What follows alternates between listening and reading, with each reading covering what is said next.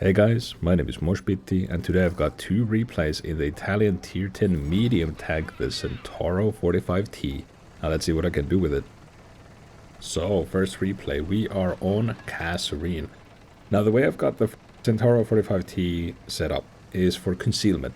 I have camo net, I've got muffled shot, silent driving, concealment, ventilation, optics. Basically, as a scout, and as it just so happens, we get Kasserine, Northeast Spawn, which is better for scouting, and we have no light tags. So I couldn't really have hope for a better matchup in this case. Now, you're gonna see me kind of struggle with some of my decision making here, and the simple reason is that I haven't actually played World War II in about 2 years now. I took a year off of the game, and before I took my year off, I actually didn't play World War II for probably a good year before that. So I'm gonna have to kind of relearn some of the weak spots and some of the ways to play. Like you can kind of tell there, I was sort of looking for targets until I remember. Oh, of course, there's no true vision in World War II. Here we go. I finally found some targets. I'm finally putting my stealth build into some actual use, and I'm obviously also realizing that wow, it really is stealthy. We're not getting spotted when we fire at the object 705. And we go for its lower plate there, as you could tell.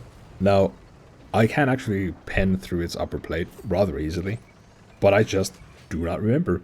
Plain and simple. I've been away for so long from World War II that I don't remember the armor schemes of almost any of the tanks, really. Any from tier 8 to tier 10. They're just, I'm like figuring them out as I'm playing, and I'm going for the lower plate. Now, it doesn't really hurt to play it safe, but considering I've gone with full gold loadout, I really should just take advantage of that and just put out shells as fast as I can rather than shoot as carefully as I can. We're starting to rack up some of the spotting assisted damage here. And the thing with the stealth setup, like I'm obviously getting lit up quite a bit. I'm at such a close range that even with like muffled shots and whatever, you know, muffled everything's, I'm getting lit up when I fire. But right here, for instance, I got unspotted, I fire, and I'm still unspotted. So the thing with the stealth setup is like I can play aggressively. It doesn't prevent me from playing aggressively. But unlike if I went with a more aggressive loadout, there's no way I can be concealed while I have a fully offensive build. But by having a concealed build, even if it doesn't play off 24/7, if I'm not staying hidden like a TD, the fact that I'm getting unspotted every once in a while, the fact that I can get those shots off without being spotted, that makes a huge difference over a very long game, for instance. And in the last seconds of a game, let's say there's a really clutch situation, you're against 3 tanks on your own, having that added concealment can absolutely make or break the build. So I really have enjoyed the Centauro 45T because of its flexibility, because it's really high base camo, but also it's accurate, hard-hitting, high-penetrating gun. It gives these like options that a lot of other tanks wouldn't give. Now we're finally moving into the slugfest that's been happening down here after cleaning up the top side. And here you can tell how rusty I am when it comes to World War II tanks. The Rampanzer pattern here, or Ram pattern, has some really trolley armor. It does have also really obvious weak spots, but I'm just forgetting about them completely. So I'm just going to be whiffing shots at it. I think I hit the upper plate there, which is covered by the shovel. I could probably pen its turret cheeks with this gold ammo without even breaking a sweat, but I can definitely always go for the cupola. I'm just not doing that. At this point, I'm like, fuck it. I'm just going to go for the E100 instead. At least I know how to penetrate that. Basically shoot it anywhere with this gold ammo and it will go through. First I go for the cheeks. It starts angling its turret, so I'm like, well, I'll just play it safe and go for the bottom plate. Take it out. Jack Tiger, again, probably can lol pen it pretty much anywhere, but I'm like considering where do I have to shoot at it? Alright, upper plate. Easy breezy. Don't need to aim anywhere, just shoot at it. I am running full gold.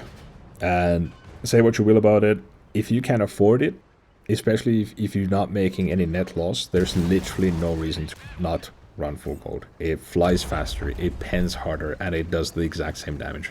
So, in my opinion, if it is all the same, just use full gold.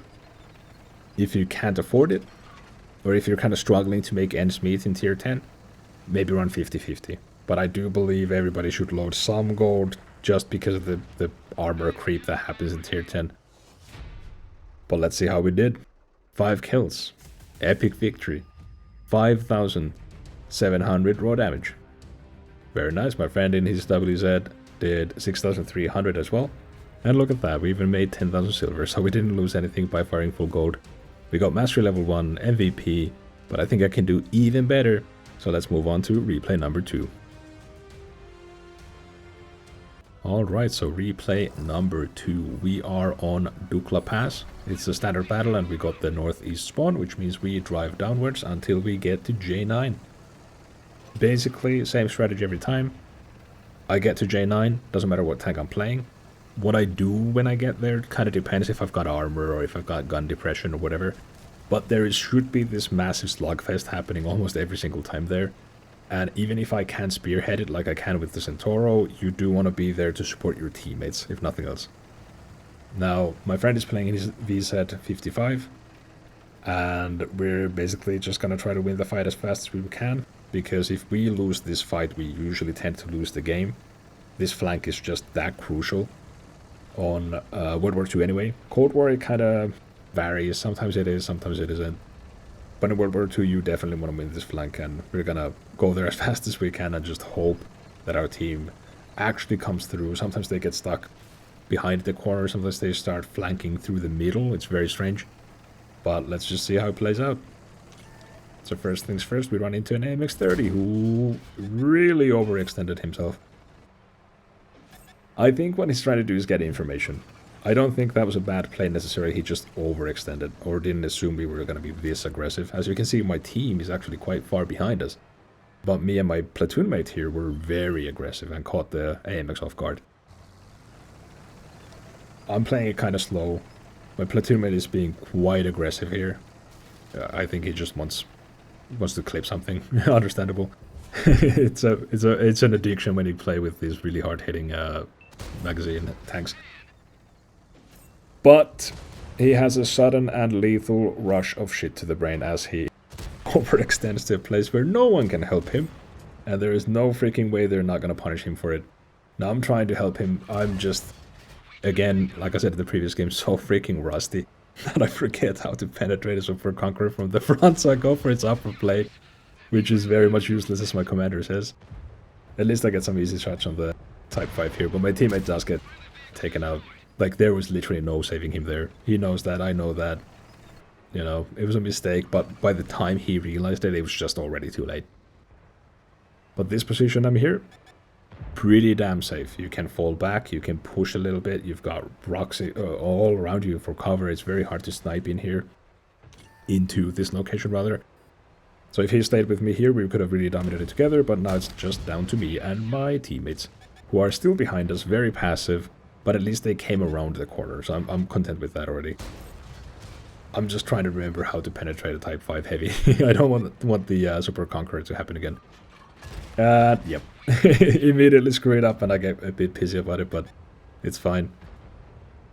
And he's on 200 health, but I'm just failing to hit the cupola now. I know I can pen it, I just can't freaking hit it. Yeah, RNG sucks. But it is what it is. Now we get actually pushed by a Scourge here. It's just a tier 8 heavy. It's maybe gonna do 400 damage to us, but I'm not gonna take it if I don't have to. So I'm gonna play very safe. I track it in place, fall back, take it out.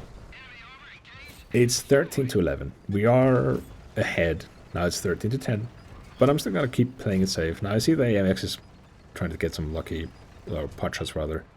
We finish off the Super Conqueror, and the AMX is being weirdly aggressive. Like it's almost like it's trying to get me to rush it. And you can see I'm looking at my left, I'm like, what? Why would he do that? Oh, yep, figured. I figured. I know a trap when I see one. He tried to get me to rush him so the Death Star would take me out. It didn't pan out, so he fell back. It wasn't a bad play. Like I said, I think that guy knows what he's doing. He's just getting unlucky at every turn now. Poor AMX. The Death Star actually did get a kill though, so maybe someone else fell for the trap. But we're gonna move in, try to finish it off. I got a shot through its lower plate. I let the T-57 know I'm not even gonna try. Yeah, reloading. Great shot. Now it should be just clean up. 11-7. We basically won every key location. If you look at the map, we won every key location at this point. We're just mopping them up. I know there was a machine up here, so I'm going to try to go finish, not finish it off, but I'd rather get some damage in it. Now he seems to be going for some desperate YOLO ram. We unfortunately missed before he gets cancelled. Looking at the map, look at the map. Oh, there we go. The only place where we don't have teammates and the only place where we have shells flying at us. Well, guess where the enemies are. We already have a pretty decent game at this point. 3,200 damage, 1,700 assisted, couple kills. And we're definitely ahead. But there's always room for more. You know, there's always room for dessert. So we rush in, spot the tanks, and I try to get into a position where I can use the incredibly angled armor of the Centauro, as well as its really good gun depression to my advantage here. Now, I said in the previous replay that I've set this up for stealth, and that was just like I said, for options. I like to have the option of being stealthy, but as you can tell in this replay, that's not necessarily going to come to fruition. I'm not even going to try in most of the maps to be stealthy or be passive. If I can be aggressive, I will be. But it's nice to have the option, and just as I said in the previous replay, it really doesn't hurt to be spec'd for stealth. I can still be very efficient in an aggressive place like this. Now, we saw that there's 30% health to E4 and a full health T30. I know which one I want to shoot at. We're still at full health. So even if I eat a shot from both of them, I shouldn't be going down anytime soon. I go for a tracking shot in hopes that I get some more tracking assisted damage. Doesn't come to fruition, but that's fine. We eat a shot from the E4. Don't care. We've got plenty more to throw around. Plenty more health to throw around. And we finish off the T30.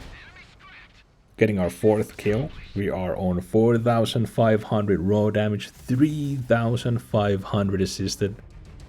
MVP. Fantastic game, great team, despite the early hiccup of my platoon mate. We still make silver despite firing full gold, as always. And this wasn't during the silver event. We got the Mastery Badge, Ace Tanker. Ton of fun. I hope you guys enjoyed. I'm hoping to put out more World War II content, and I hope to see you next time.